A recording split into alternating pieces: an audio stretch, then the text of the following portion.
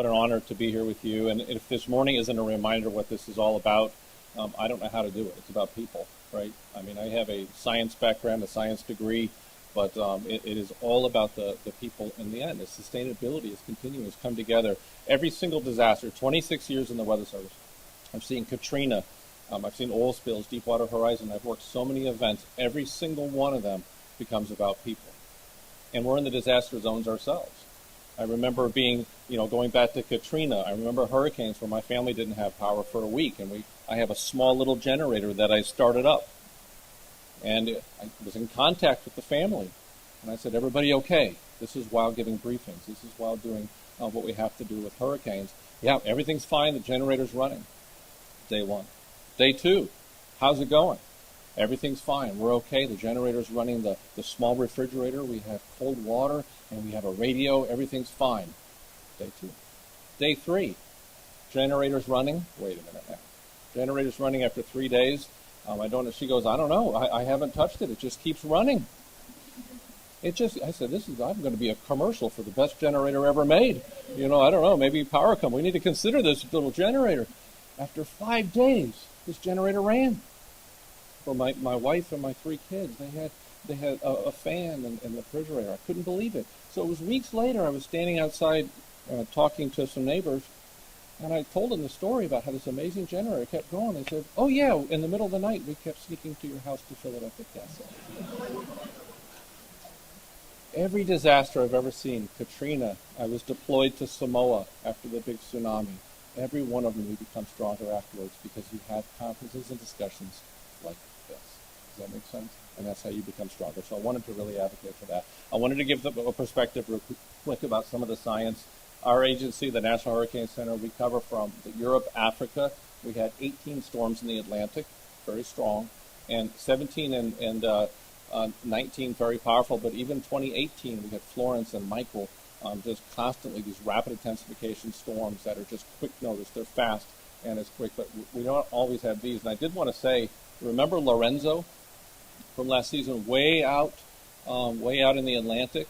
And it's something that I'm really trying to let people know. There's a saying called, it's far out, we don't have to worry about it. Do you know it was the second leading cause of fatalities from the 2019 season? I bet you wouldn't think of that because it's way out there, right? It hit that tugboat, so you lost the sailors on that, and it killed 8 people in the United States from rip currents, including a NOAA employee. Interesting enough. So it's about those impacts. It's not about these tracks and the intensities. It's about the impacts from each one of these. And also the Pacific. We also have to issue watches, warnings, and also cover the forecast for the Pacific. And it was busy as well for us. I wanted to talk about the statistics because it's important when it talks about when you get into the resiliency and start talking about sustainability. We're getting better at the forecast track. I mean, if you look at this graph, it's a little bit of science. The lower the line, the better we are at the track. We're getting good at the track. Look at the 2010s. I mean, the track forecast is getting so much better. It's a scientific breakthrough when it comes to this. So why does it matter on the ground? Well, we have a tendency, so many models, we have models available on our phones. You see the models, you compare the models. I just want to urge everyone, be careful. Because if you look at history, the official Hurricane Center forecast has beat the models every single time. So we have situations where we're looking at different models. We're looking at this. If you look at history, 2017, 2018, 2019, the graph on the right is our forecast on the top versus all the models. You got an official forecast. We're working so hard to make sure that you have the information that you need. So keep that in mind when we go through these systems. Why does that matter? And I'll show you an example over the Bahamas here in a second. That round circle in blue was our forecast cone in 1990. The red, that's our forecast cone in 2018. That's why it matters. Because if you're an island, 100 miles makes a difference. Does that make sense? It really makes a difference. So I commit to you from the Hurricane Center, we're going to do everything we can to continue to improve the forecast because that helps you, right? Okay? So be careful with some of that. So, and here's another example. You may have your favorite model, but it depends on the hurricane, depends on the day, it depends on the season. They all have their good days and they have their bad days. So be careful with that kind of stuff. We have that information for you. The spaghetti plots, Do they really look like spaghetti? Maybe, sometimes. But be careful of that. But you're going to have citizens that you serve that are going to be looking at the internet trying to find that one line. If they're a positive person, they may take the one line that doesn't hit the Bahamas and they won't take action. But if they're a negative person, they're going to find that one line that hits the Bahamas and they're going to be panicked. That's what we have to deal with. It's a new society with so much information that goes out. So remember who we're serving. I added up 175 years of experience at the Hurricane Center. So it's interesting. So when you get that forecast, that's what we're looking at. Track errors continue to go down. We got some impacts there. We struggle. One thing we do at the Hurricane Center, we will let you know what we're doing well, and we will let you know where we struggle. Okay? And we did well with the average forecast errors for the whole season until the very end. Look at Pablo and Sebastian. They were so far north storms, right? The model struggled and we struggled. We had some of our worst errors in years trying to track those two hurricanes. So we're going to share with you where we struggle as well. It's interesting. Watch this. This is why it matters. That's your 5-day track error. 4, 3, 2, 1. That's how we do it now. So think about it. As you get closer, we really narrow in the focus of where this forecast is going to be. This is over you, over the Bahamas. 1990, that's what we would have given you 3 days prior. That's today. Okay, so you have to understand the forecast is getting more accurate, but we're still struggling with the intensity part. Look at the intensity. We still struggle with intensity. We don't fully understand what the ocean's contributing. We don't fully understand. We may be looking at shear, which is inhibitor this big, but maybe it's the shear this big that's contributing to the intensity. We have a lot to learn when it comes to the intensity. So we're going to do a great job at the track. We still struggle with that intensity part. For the Bahamas, the intensity of Dorian, we've seen some of the presentations already, but I wanted to share I don't have to go through all this in the interest of time because there's some things I really want to cover on the social science. You can see just the evolution. You have a small wave, nothing there. You have the residents looking at that, and it gets stronger with time, becomes a tropical storm. You can see the whole timeline, but the rapid intensification is the part that has really been fascinating that we've been able to watch in recent years. Again, I don't have to go through all this. You can see it there because I really want to get to it. In the U.S., we also had landfall as a Cat 1, and Canada was impacted as well. Major power outages. So Dorian had a long, and I don't know how the power companies, you guys talk to each other, just an incredible impact to Canada as well. So it was a long period of time dealing with Dorian. This is something very important. From a science perspective, your forecast will be better for stronger storms. When they're developing, when they first start, during the genesis phase is what we call it, they're very difficult to forecast. Very, very difficult to forecast. The stronger the storm, the better we do with the actual forecast, which is kind of interesting. So the small storms, those weak ones, they behave a little funny. Okay, so it's just something to keep in mind as we go forward.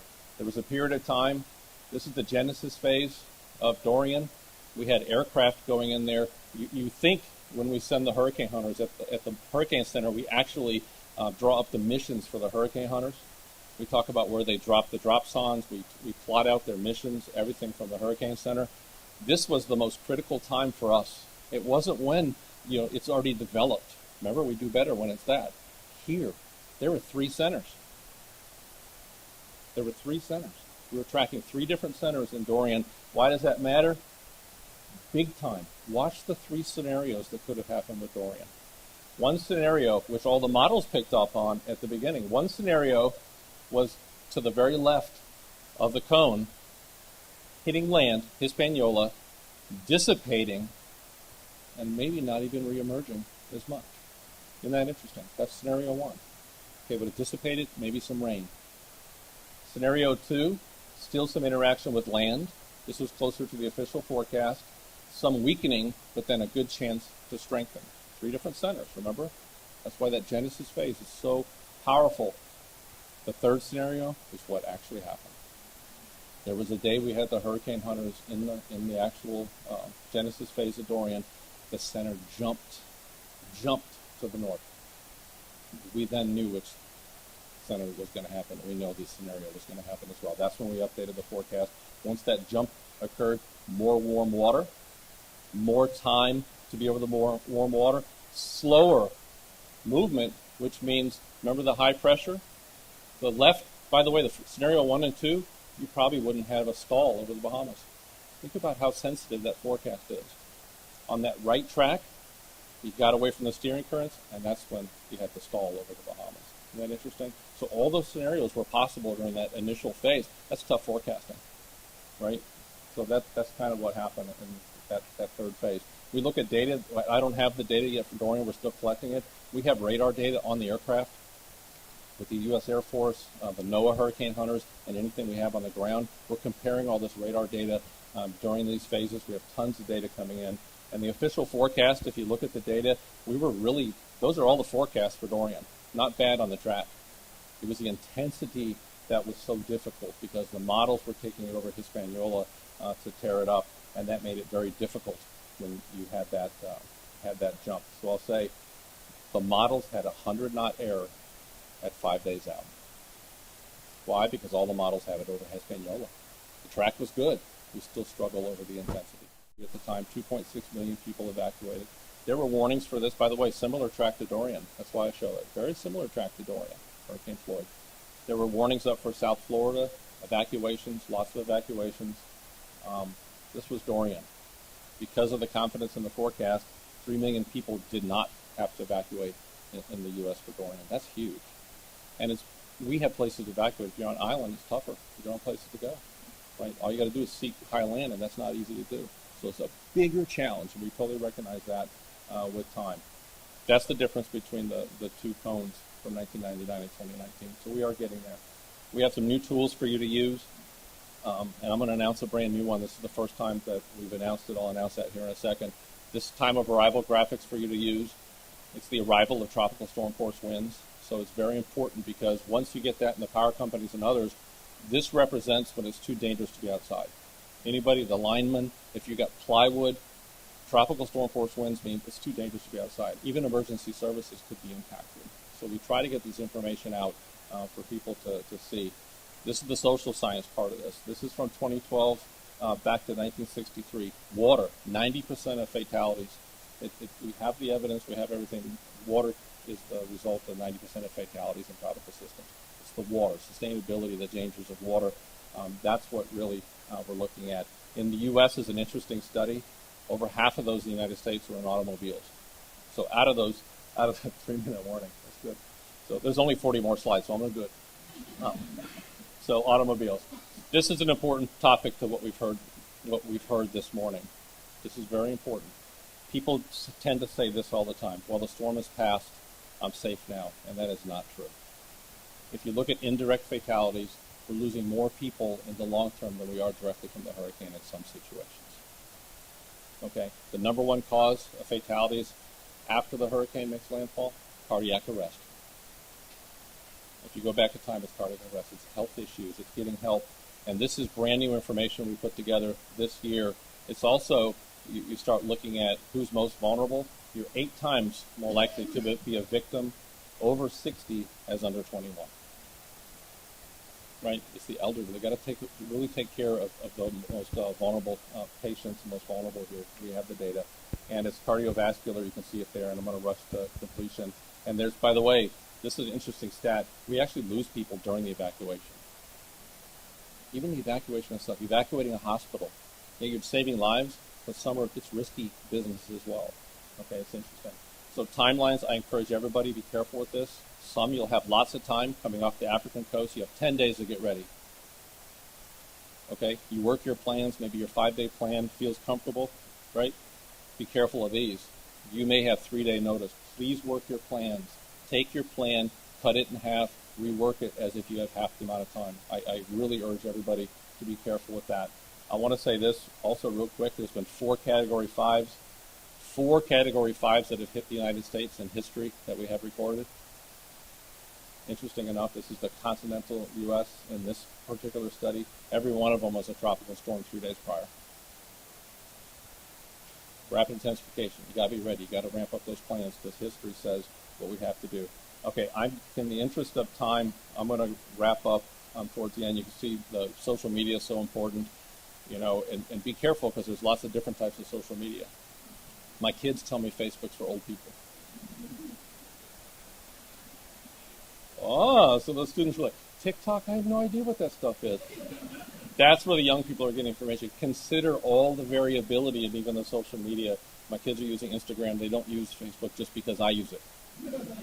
That's bad. Where are we going in the future? And then I'll have my big announcement at the end because I think it is important. I wanted to do it here. We're going to keep getting better with the forecast. However, everybody wants a day 6 and 7 forecast. You know we only go 5 days out. Everybody wants a 6 and 7 day. We're working so hard to give you that. The problem is this. That's Florence. The white line is our forecast for Florence. The blue is the 6 and 7 day models. When you see that, you're going to have residents with a lot of relief, and they shouldn't be relieved. We don't know how to depict that yet, if that makes sense. There's so much variability out. We're also going to be doing this. Where the storms, remember what's the leading cause of fatalities? It's the water. Storm surge is the number one. It was a 10-year project. We just finished the storm surge watch and warnings. Remember the comment this morning? It's not just about the winds. It's about those impacts. We just finished storm surge watch and warnings in the United States with inundation mapping. We've only been doing it 3 years. You have to have bathymetry. You have to have elevation. There's a lot of modeling that goes into that. Okay, Puerto Rico, we got it done for the 2019 season.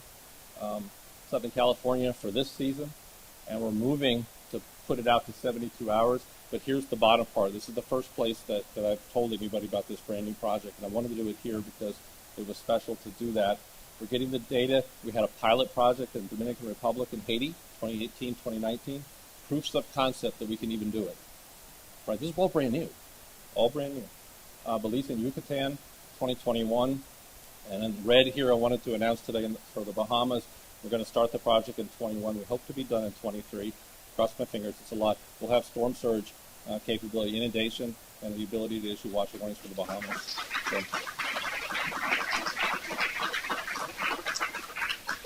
So, the vision is to go all the way across the RA4, the entire region really is important, because if that's the leading cause of fatalities, we need to be able to model it accurately and get you that information. So that's all I have. I could go on, but there was about 60 slides I did in 15 minutes. You got to be proud of that.